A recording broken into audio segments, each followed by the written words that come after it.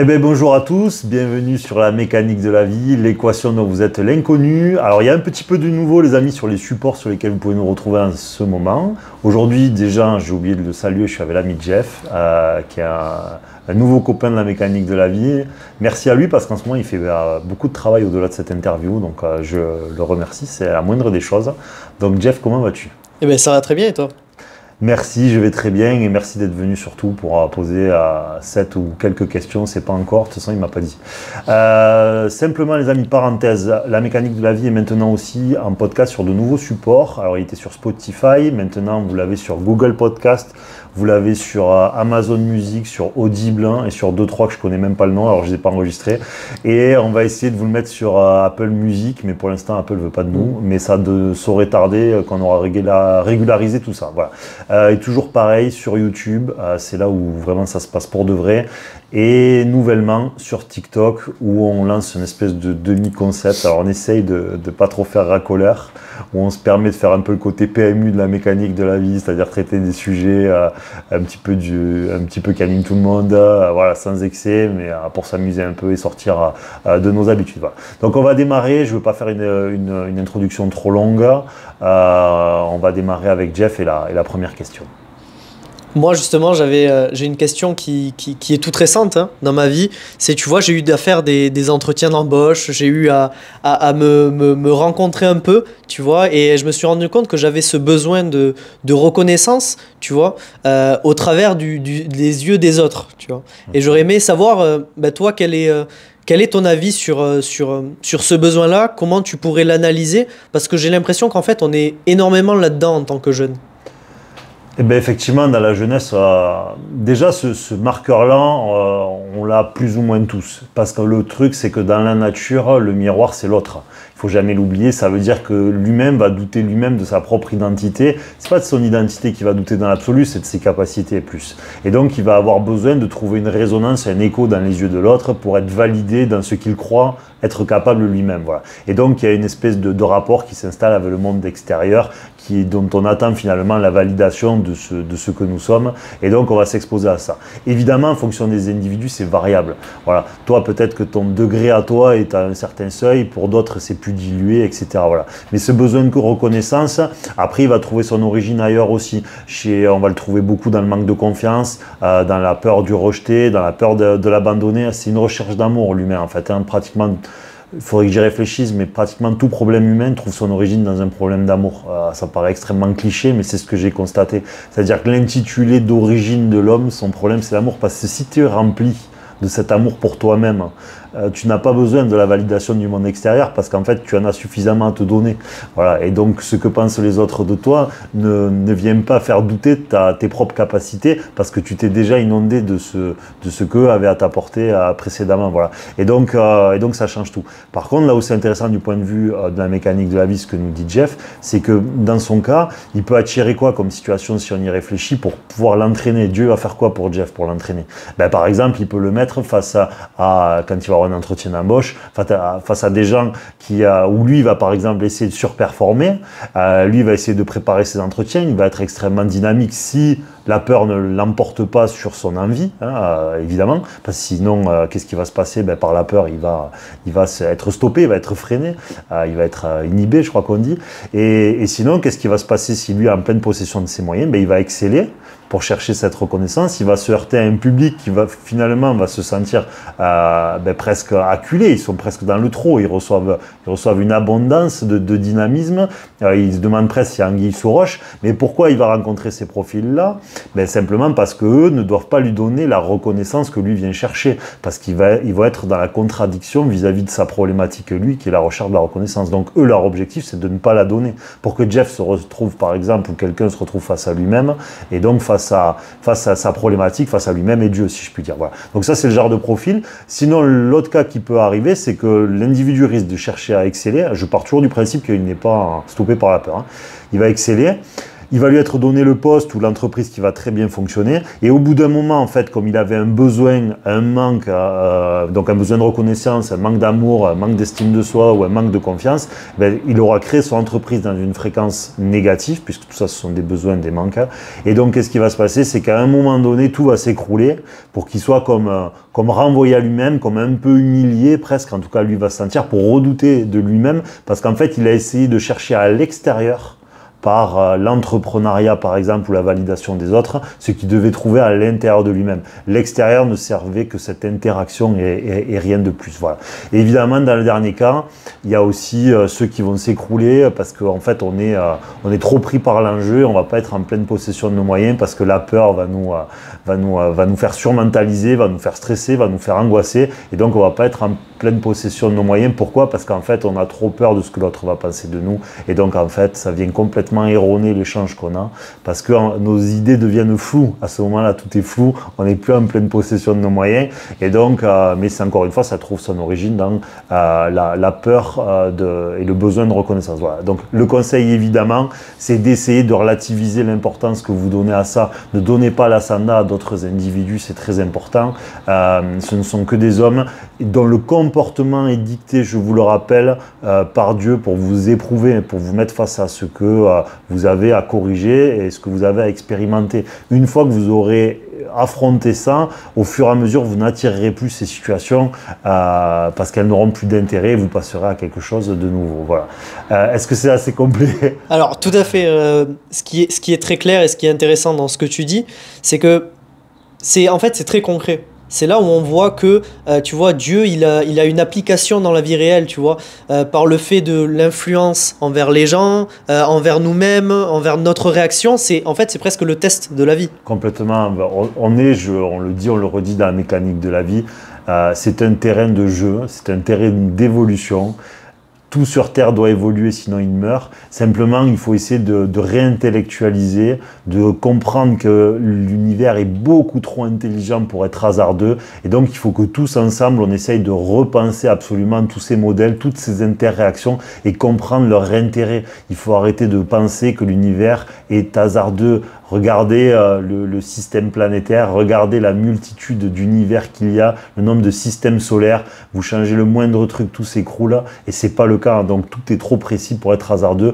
Donc tous ensemble, repensons les modèles, réessayons de comprendre pourquoi une chose arrive et quel intérêt elle a surtout, parce que pourquoi elle arrive c'est une chose, mais quel intérêt supérieur elle a et pourquoi il y a ce monde gravitationnel de l'évolution et voilà, pour essayer de comprendre cette intelligence qui est Dieu, pour essayer de comprendre ce qu'il pourrait réellement attendre de nous. C'est ça le but de la mécanique de la vie et je vous invite tous à jouer à ce jeu-là avec nous.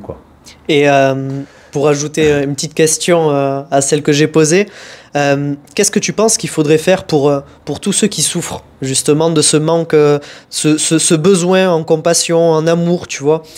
Comment on pourrait justement ne pas les priver de la leçon qu'ils sont censés apprendre, tout en étant tolérants, parce que je crois que c'est bien l'objectif de la mécanique de la vie et de la vie en général. Ta question elle est complexe et elle est difficile à répondre dans sa complétude parce qu'il y a des petites choses qui sont assez singulières et que je partagerai peut-être dans le futur.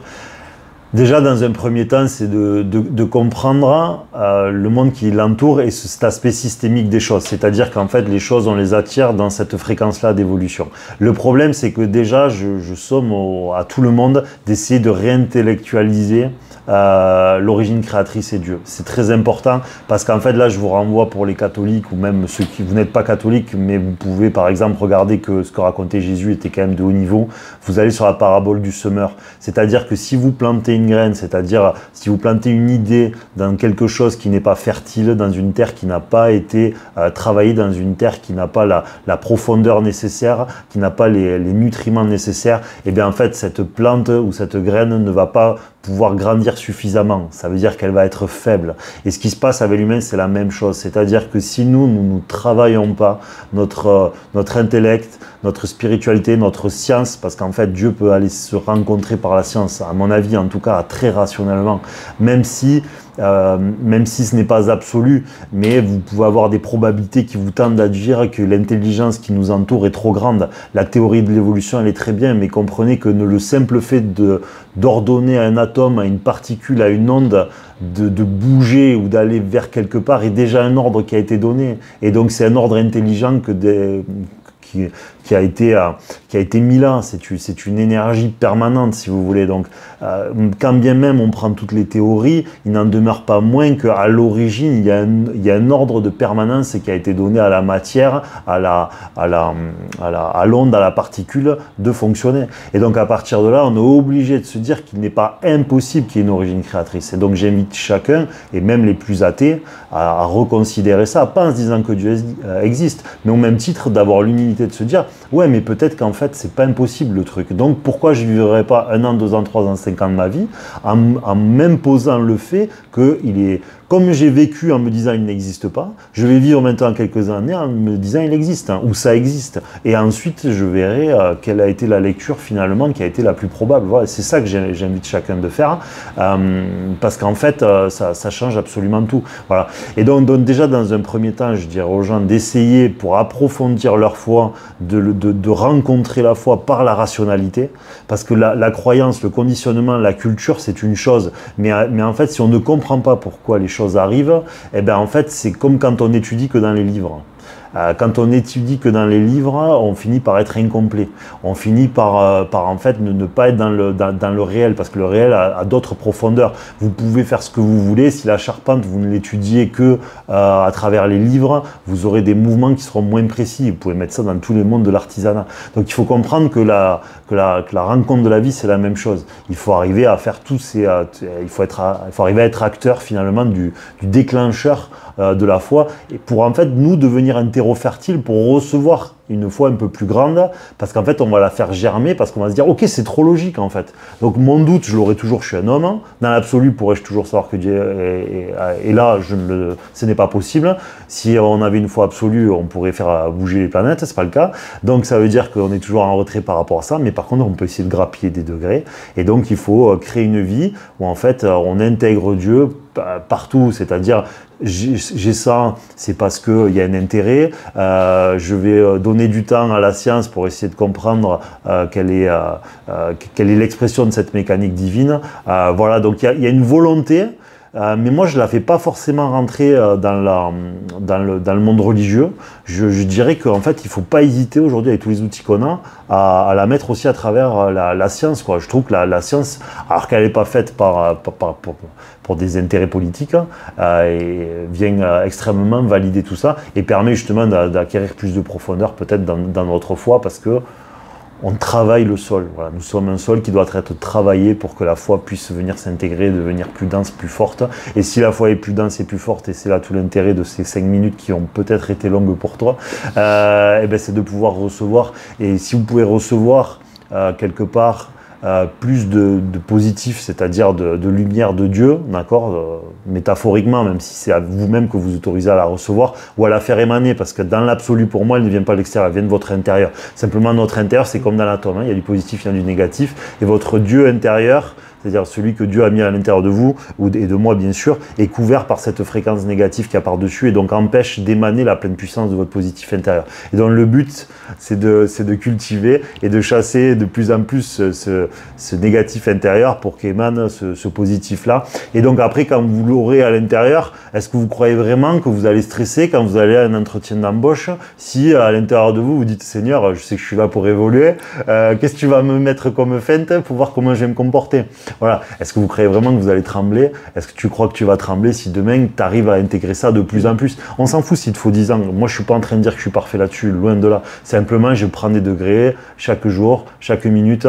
Voilà. Et peut-être si un jour j'étais obligé de faire un entretien d'embauche dans 10 ans, ben, tout ce que je veux, c'est que ça m'en touche une sans faire bouger l'autre. Voilà. Il faut le dire comme il faut le dire. Voilà. Et comme, non, mais c'est clairement le but. L'adapter, c'est celui qui peut aller dans n'importe circonstance, sans ne plus être lui. Voilà. L'absolu, c'est ça, c'est de l'adapter, il peut passer partout.